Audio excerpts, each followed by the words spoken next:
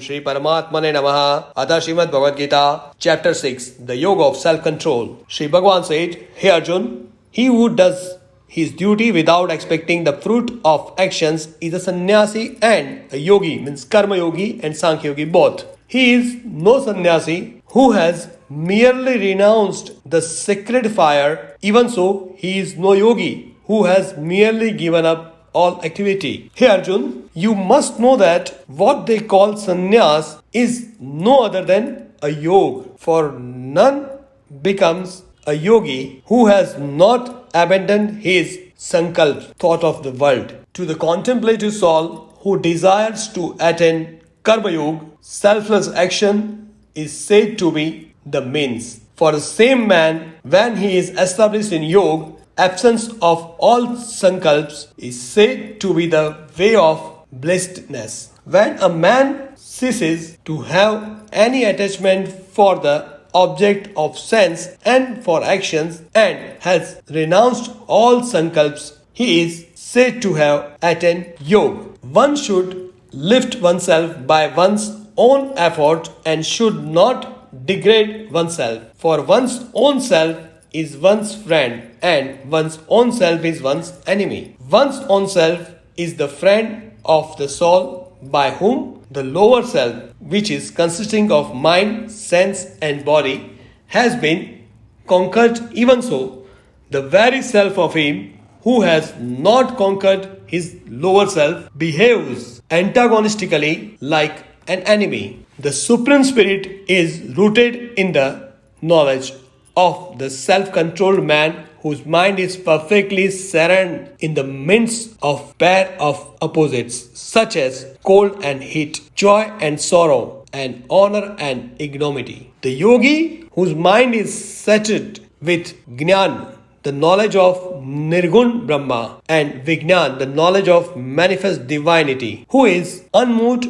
under any circumstances, whose senses are completely under control, and to whom earth, stone, and gold are all alike, is spoken of as a God realized soul. He who looks upon well-wisher and natural, the neutrals as well as mediators, friends and foes, relatives and inimicals, the virtuous and the sinful with equanimity, stands supreme. Living in seclusion all by himself, the yogi who has controlled his mind and body and is free from desires and void of possessions should constantly engage his mind in meditation. Having firmly set his seat in a spot which is free from dirt and other impurities, with the sacred kusagras, the deerskin and a cloth spread thereon, one upon the other, means kusa below, deerskin in the middle, and cloth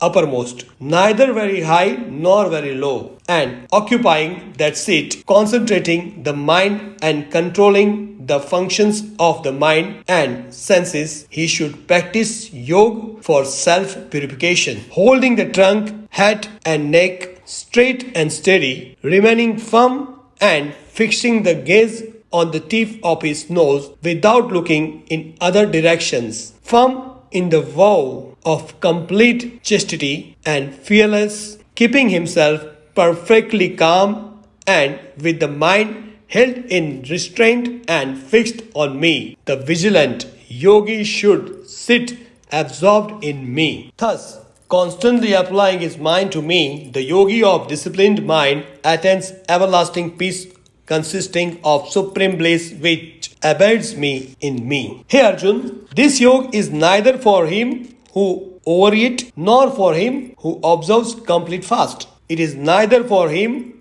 who is given to too much sleep nor even for him who is ceaselessly awake. Yoga which writes one of vows is accomplished only by him who is regulated in diet and recreation, regulated in performing actions and regulated in sleep and wakefulness. When the mind which is thoroughly disciplined gets riveted on God alone, then the person who is free from yearning for all enjoyments is said to be established in yoga. As a flame does not flicker in the wineless pillars, such is stated to be the picture of the disciplined mind of the yogi, practicing meditation in God. The state in which the citta, the mind stuff, subdued through the practice of yoga, becomes completely tranquil, and which realizing God through subtle reasoning purified by meditation on God, the soul rejoices only in God. 9. In which the soul experiences the eternal and super sensuous joy, which can be intuited only through the subtle and purified intellect, and wherein established the said yogi moves not from truth on any account, and having obtained which he does not reckon any other gain as greater than that, and established in which he is not shaken even by the heaviest of sorrows. That state called yoga, which is free from contact of sorrow, means in the form of transmigration, should be known. This yoga should be resolutely practiced with an unwearied mind. Hey Parth, completely renouncing all desires arising from sankalp and fully restraining all the senses from all sides by the mind. He should, through gradual practice, attain tranquility and fixing the mind on God through reason controlled by steadfastness. He should not think of anything else, drawing back the restless and fidgety mind from all those objects after which it runs. He should repeatedly fix it on God. For to the yogi, whose mind is perfectly serene, who is sinless, whose passion is subdued, and who is identified with Brahma, the embodiment of truth, knowledge, and bliss, supreme happiness comes as a matter of course.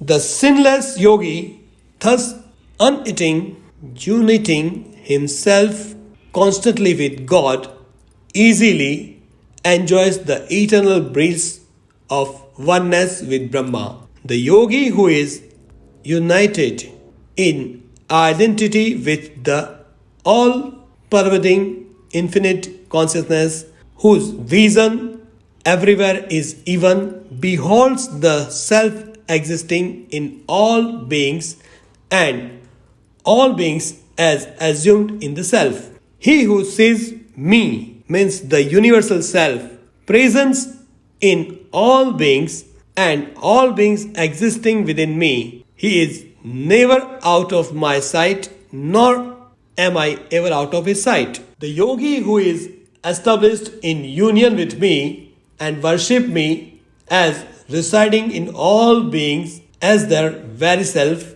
whatever activities he performs them in me. Here Arjun, he who looks on all as one on the analogically of his own self and looks upon the joy and sorrow of all equally, such a yogi is deemed to be a highest of all. The highest of all. Arjun said, Hey Keshav, Hey Krishna, owing to restlessness of mind, I do not perceive the stability of this yoga in the form of equanimity, which you have just spoken of. For Krishna, the mind is very unsteady, turbulent, tenacious, and powerful. Therefore, I consider it as difficult to control as the wind. Sri Bhagavan said, the mind is restless, no doubt, and difficult to curb. Hey Arjun, hey Mahabaho, but it can be brought under control by repeated practice of meditation and by the exercise of dispassion. Hey Kaunte, yoga is difficult of achievement by one whose mind is not subdued by him. However, who has the mind under control and is ceaselessly striving It can be easily attained through practice. Such is my conviction. And Arjun believed it. Arjun said, Hey Shri Krishna, what becomes of the aspirant who, though endowed with faith, has not been able to subdue his passion and whose mind is therefore diverted from yoga at the time of death and who thus fails to reach perfection in yoga, the final God realization. Hey Krishna, swept from the path leading to God realization and without anything to stand upon, is he not lost like the scattered cloud, deprived of both God relation and heavenly enjoyment?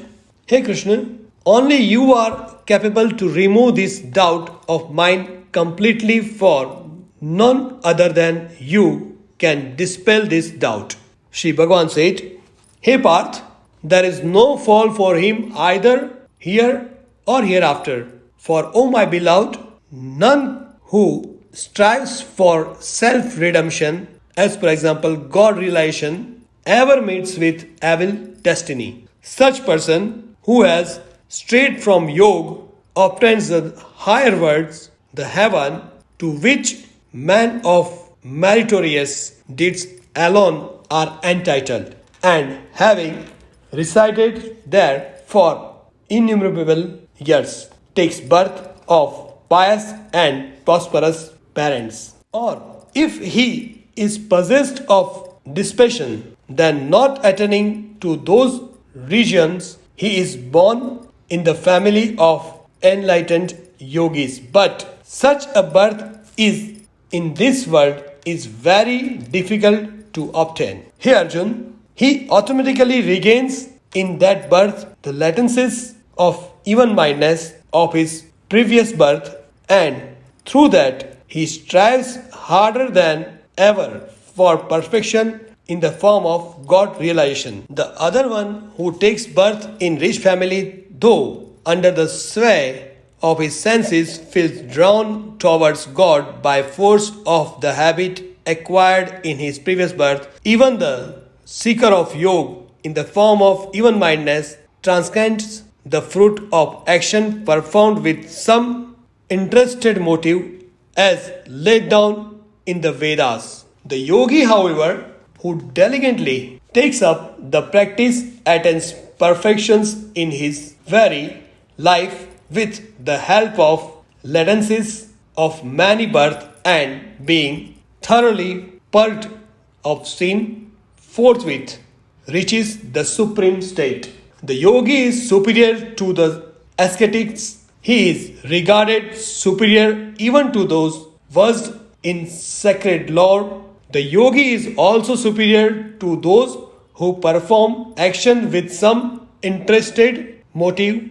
Therefore, Hey Arjun, Hey Shrestha Dhananjay, do become a yogi. Of all yogis, again he who devoutly worship me with his mind focused on me is considered by me to be the best yogi. Thus, in the Upanishad sung by the Lord, the science of Brahma, the scripture of Yoga, the dialogue between Bhagavan Shri Krishna and Arjun ends the 6th chapter entitled The Yoga of Self-Control. Jai Ho!